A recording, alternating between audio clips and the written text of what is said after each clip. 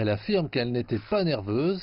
Cette femme vient pourtant de devenir la grand-mère la plus célèbre du royaume. Je suis heureuse que ce soit arrivé et maintenant que je l'ai fait, j'espère que ça aidera d'autres personnes à venir et à faire comme moi. Vous savez, essayez de faire de votre mieux pour se débarrasser de cette chose terrible. Cette femme de 90 ans a reçu le tout premier vaccin Pfizer-BioNTech en dehors d'un essai dans la ville de Coventry.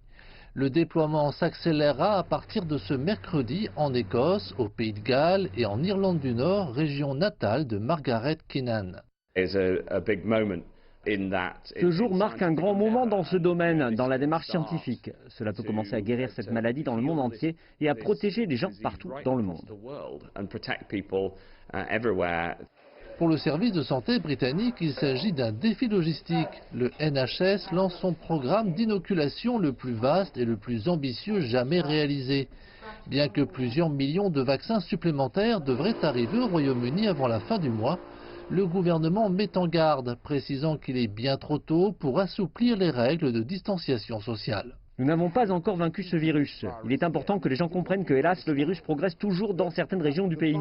Sa propagation augmente par exemple à Londres. Nous l'avons énormément réduit à la suite des mesures que nous avons prises en novembre et qui viennent d'être appliquées.